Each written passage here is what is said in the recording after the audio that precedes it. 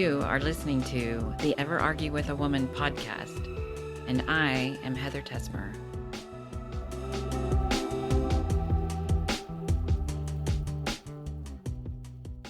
Hi, everyone. One of the things that we started doing at Tessmer Law Firm is implementing the entrepreneurial operating system. We start each of our meetings by going around the room and saying how we are doing both personally and with our business. And I kind of wanted to do something similar to that and just let you guys know that today is a great day personally. I've been invited to participate in a panel discussion, and I'm looking forward to that. And business-wise, it's been a great month.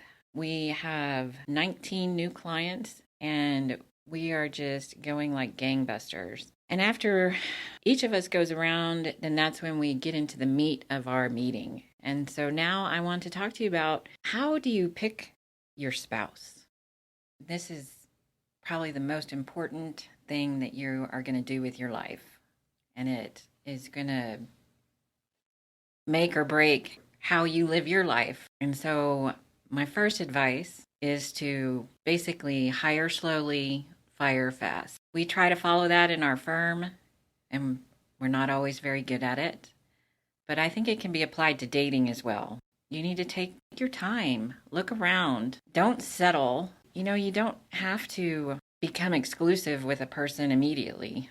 I think you need to be playing around, date a bunch of different people, go have coffee, go bowling. You need to be able to test the waters and see what's out there. I think also before you start looking for a spouse, you need to look at yourself. You need to make sure that you love yourself and that you're happy with where you are, what's going on. Are you somebody that someone else would want to be with? You need to be content and be happy with being alone. Again, I think you need to join some groups. Do what makes you happy. Do some crafts. Have some hobbies. See what you like to do and make sure you're doing it for yourself.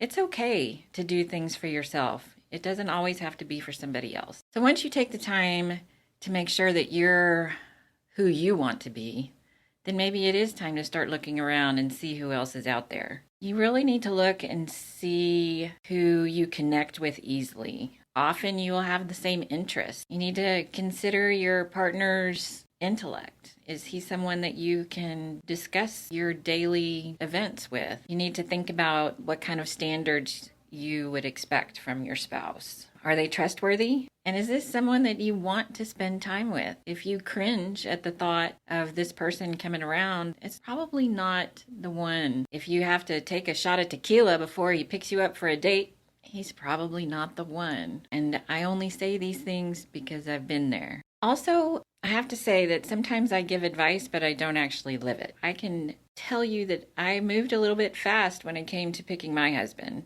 Sometimes you just know, and I cannot downplay the need for chemistry, the physical attraction. That's pretty strong. And when you can feel that with another person, sometimes that helps you figure out that that person might be the one. So let's talk about some characteristics that might be helpful when you're looking for a mate. It helps if they're actually a grown-up. It helps if they're non-defensive. It helps if they have the same morals that you do. Or they live their life with integrity. They do the right thing. They're respectful and sensitive. They're empathetic. Being physically affectionate. If you're a person who likes to be touched, you need to find someone who likes to touch. And I think what's always really important is a good sense of humor. And then, I actually Googled this too, and I looked around, and one of the things that I think should come up a lot, but it doesn't, is you need to be sexually compatible. I think one of the big keys to having a lasting marriage is you got to have a lot of sex. It's good for you. It's good for your cardio. It's good for your relationship. And it's usually best if you have sex together. Don't do it alone. It really will help. I promise. How can it not help? Well, and also along those same lines, you have got to let them know not them, him or her know what you like. That's part of the vulnerability part. You've got to be vulnerable, and you've got to let them know what do you like? How do you like it? When do you like it? And make it work.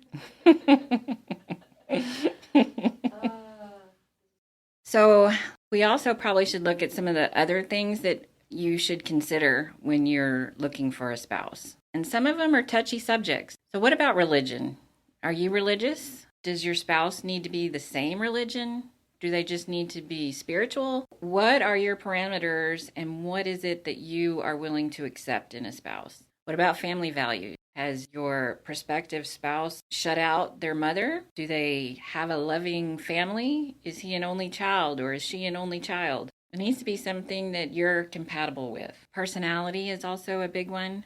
Usually you just know if you click with somebody. What about the attitude towards relationships? You know, they say you really can't change somebody, so you need to find somebody who's compatible with what your values are. If you find someone that you really like, but they have no interest in a relationship, well, you probably should just move on. How are they socially? Are you a social person? Do you like to go out? Probably best if you pick a spouse that also likes to do those things. Because you've spent time working on yourself, you know what your interests are. So, what are the interests of your prospective spouse? Are they similar? Are they compatible? Are you willing to learn new things? Are you willing to sit around on a Sunday and watch football all day? These are things you need to know if you're going to be able to do that or not. You also need to consider the qualities that you don't want in a spouse. So, number one, lack of attraction. I still believe that's a big part of any relationship. Do you like each other? Do you feel good being around each other? Does your body feel good being next to this person? You also need to be careful if there is a big issue and you do not agree on it. That's something that really matters to you. You need to be careful and move with caution with this person. And then I hate to say it, but long distance relationships really don't work. Maybe it's a little better in today's times with Zoom and texting and the internet, but it's very difficult when you don't have all those nice things. So once you do find someone that you think might be the right one, you need to give it some time. So let's make sure that you're compatible. Let's make sure that you're having a mutual relationship, that it's not one-sided. You need to make sure and be yourself because you can't fake it for the rest of your life. You want to make sure that you share some of the same long-term goals. And can you really picture this person in your future? You need to really think about it. I am a fan of pro and con lists. Are you better off with this person or without him? Also, you know, if you're beginning your search, you might create like a love list with the attributes you would like to have in your spouse. And this could include anything. It could be general or very specific. It just depends on what your particular interests and wants are. I think you really need to look at the family history. Does he come from a long line of long marriages? Is this someone who's from a broken home? I mean, that's more the norm now, really, than people who come from long-term marriages. What are his or her past relationships like? How do they handle their anger? I think that's a big one. There is no way, no how that anybody should ever have any type of family violence in their relationships. How generous are they with you? And what is going on in their life? And as I'm saying these things, you know, some of the stuff that we see in our firm, I can almost tell you their spouse was grooming them from the very beginning. If you get into a relationship and they start saying, I don't like your friends, we shouldn't hang out with them anymore. I don't really want to go to your parents' house for Thanksgiving. I'm not going to do that. No, you need to stay home. You're not going anywhere. And by the way, I'm taking away your car keys. Oh, and you know what else? You're not going to have any more money. And pretty soon you're isolated and you're stuck by yourself with no family, no friends. And then that's when the family violence can start. So when I hear some of these stories, I feel like I just wish I would have warned them back when the red flag was, I really don't want to go to your parents' house for the weekend. And it's amazing how it starts with that and just escalates into a nightmare. Let's talk about some important characteristics of healthy relationship. You definitely need to respect each other. You need to make sure that you have total trust in each other. You need to be honest, and I know that's tough sometimes. There needs to be mutual empathy. You need to respect each other's boundaries. You need to think about each other and be thoughtful. You need to be able to forgive. You don't always necessarily have to forget, but you need to be able to forgive. You need to be kind and gentle with each other. You need to be appreciative. You need to say please and thank you. You need to treat this potential spouse, or if they become your spouse, as the most important person in your life. They need to come ahead of everybody, including yourself. And if you can do that, that will solidify your relationship. But the only way that that works is that you both are able to do that. You also need to be vulnerable with each other. You need to let your potential spouse or spouse know how you're feeling, what you're scared of, what worries you. I tried to put together ideas of what qualities you need to be looking for in a spouse as well. You need to be loving and understanding.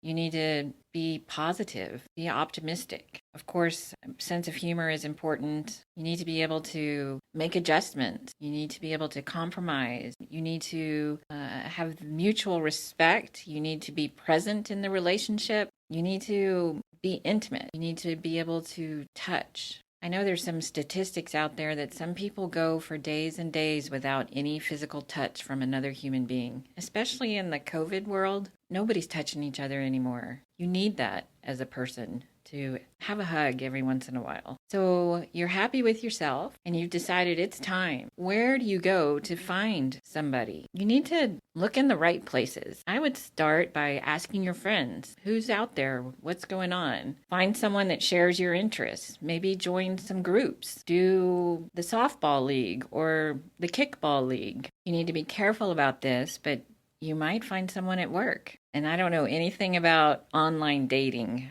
but apparently that's been successful with some people. You need to be open wherever you go. You need to smile at people in the elevator. You need to talk to strangers. You're standing in line at the grocery store, waiting on car repairs. Turn around and talk to the person next to you. They might not be the one, but they may know somebody that might be the one. You just never know.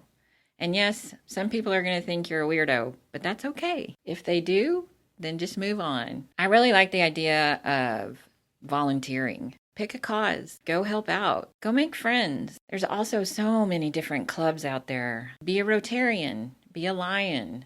Be a Mason. Join the chamber. Join the gun club. There's all kinds of things you can do. Oh my gosh, continuing education. There's always classes going on. You can learn anything these days. And last but not least, there's always church. And that is where my dad told me I needed to go to find a spouse. I didn't listen to him, and I found mine in a bar. But you need to try everything. So there's also a whole list of things that I have here. You got to get out, especially in today's world. It's time. You need to get up, dress up, and show up. You got to go places to meet people.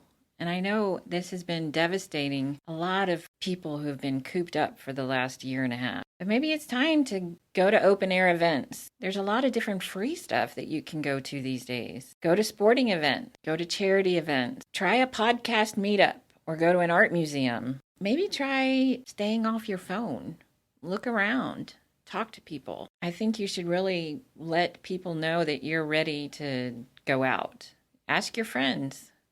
Everybody's got somebody who's ready to go out. Maybe go hang out at a bookstore. Go to a comedy show. Those are always hilarious. Do you have a dog? Maybe go to the dog park and strike up a conversation. My dad wouldn't like this one, but go sit at a bar by yourself. Start a conversation with someone else that's there. There's also trivia night sometimes at bars, and that always is a good place to strike up a conversation. You should really start going to parties or have a party. Invite people over. How about some networking events? There's all kinds of Wine Down Wednesday and Women in Wine, and I'm sure there's all kinds of groups that you could give a try. So I don't know how unusual it really is, but as a divorce attorney, I've been married for over 32 years. And that entire 32 years has not always been easy. We've had our ups and downs, but I think having a commitment to making it work is one of the keys. So let's go back to how we first met. So it's about 1988. I'm not sure how much detail I should go into. Okay, so at this point, I'm at Angelo State University in San Angelo. I have been there. This is my third year there. and it's my last year, and I get to school after breaking up with a longtime boyfriend, and I am not putting into practice some of the things that I've just talked about. I am pretty bitter and definitely not looking for any type of relationship. I head back to school, and before school even starts, I get strep throat. And I actually was continuously sick that entire semester and on antibiotics the entire time until I had my tonsils taken out at Christmas. Kind of a weird time in my life where I wasn't feeling good about myself. I wasn't feeling good in general, and it was the first time that I'm living by myself. So I have my own apartment right across from campus, and I'm actually so sick that a friend of mine comes over. I haven't even moved in, and she brings a can of soup and a pot and tries to feed me soup because I can't even sit up. I finally start feeling a little better. She comes back over, and she has been a great friend for years, and she looks at me and says, "I have something I need to tell you." She came out to me, and it was not really shocking. I wasn't surprised, and she was so scared that it was going to change our relationship. And I just remembered making jokes about it, saying, "Well, what does this mean? Do I need to shut the door when I go potty now?" And it was just not really a big deal. But one of the issues, and I think one of the reasons she came out to me, was that she wanted to take her girlfriend out, but didn't want to do it where it looked like they were a couple. And also her date was under 21. So the only place that we could go was this bar called Finnegan's in San Angelo. Keep in mind, we're in San Angelo, Texas. We're very conservative here. So it's decided that the three of us are going out to Finnegan's, which is considered the flyboy bar at that point. Mainly the Air Force guys from Goodfellow Air Force Base would go there, and nobody from the university really did. It was really strange. I normally would not have stepped foot in that place. And so we did. And we're hanging out. Turns out that my friend's girlfriend was really cute and was like an ASU cheerleader. So I'm sitting with them, wondering why I'm out there. And I start looking around, realize there is not one person in the bar that I'm even interested in dancing with, except for that one guy over in the corner. And right as I take a look at him, he gets up and starts walking towards us. And I'm like, oh, he has no idea. He's going to ask this cute little girl next to me to dance, and she is not going to be pleased. But instead, he came up and asked me to dance. And that's the guy I ended up marrying. And keep in mind that all of the things that I just said about finding your perfect spouse, well, number one, I met him in a bar. That's not the best place probably to find your spouse. He came from a divorced family where my parents were married for almost 40 years when my dad died, and he was in the military. I knew he was going somewhere strange. I've always been from a very small town in Texas, and I'm going to school in San Angelo. So that tells you I'm pretty conservative. I'm not really going anywhere fast. Turns out I was right. In 6 months, he was headed to Germany. So we started going out. I had no intention of making it a thing at that point. And actually, I was working on what I jokingly called at that point my stable. So I had several people that I would go out with, and I had no real connection with any of them. It was just kind of a fun distraction, maybe, because, again, I was not in the best places at that point. Well, eventually, my stable got whittled down to where it was just the one. And I can tell you that he's the only one that's ever touched me and made me instantly have chill bumps. And to this day, 33 years later, I still feel the same way. And that's why I think there's really something to be said about chemical reactions with someone else. It's true. And that can go away. You do have to work on it. I also believe that having a strong sex life is another key to having a long marriage. You need to like each other, you need to get along, and you need to have a lot of sex. So I was right. 6 months after we started dating, he does go to Germany. I still have to finish school and get graduated, and we start our long distance relationship. Calling on the phone was so incredibly expensive that we could only do it like once a month. So we wrote letters like paper and pen and stamps back and forth to each other. And it was really kind of romantic. Once he was over there, he did make a phone call about 3 weeks after he left, and he asked me to marry him. And I can tell you as a mother that if my daughter came home and said, "Hey, I've known this guy for 6 months. He called. We're going to get married. He's going to come back in 5 months, and that's what's going to happen," I would have told her she's crazy and that she needs to take a step back and take your time. I think my parents actually liked him more than me. So they weren't that upset about it. And obviously it's kind of worked. So because I was so sick that first semester, I had to drop a class and had to make it up for the first summer session. And then once that class was completed, I ended up graduating in August of 1989. Right after I graduated, I went and visited him in Germany for a couple of weeks. And then he followed me back home a couple of weeks later, and we got married on September 23rd, 1989 in Horseshoe Bay, Texas. And 3 days later, I moved to Germany for a year and a half. And that's the first time I've been away, really, from Texas, from my parents. It was probably the best thing to solidify our marriage because we had nobody else. And at that point, you really didn't have anybody else. I couldn't call my mom every day. I couldn't text her. I couldn't do anything except really write letters at that point. So we had to depend on each other, and it really helps. You need to make sure that they're your number one and that you can't just go running home to mom every time there's a squabble. Although I did try it one time. A lot of people have asked me, how can you be a divorce attorney when you believe in marriage? Well, I believe in good marriages. I believe that everybody has the right to happiness. I believe that everybody needs to find their soulmate. And I also believe that people can fuck it up. So somebody needs to help with that. Somebody needs to help make sure that whatever assets are out there are split equitably. We need to make sure that everything to do with the kids is done fairly and in their best interest. And I really like having the one-on-one relationships with my clients. It's good to know that you're making a difference. And it's true that it was tough when I was younger. I didn't like doing family law, but I've gotten a little bit older and a few more experiences. I really feel like I'm doing good, and I want to continue to help people find their best lives. And sometimes that means you need to move on. I hope you enjoyed this week's episode. Next week, we're going to talk about red flags in your relationship and what to watch out for. See you then.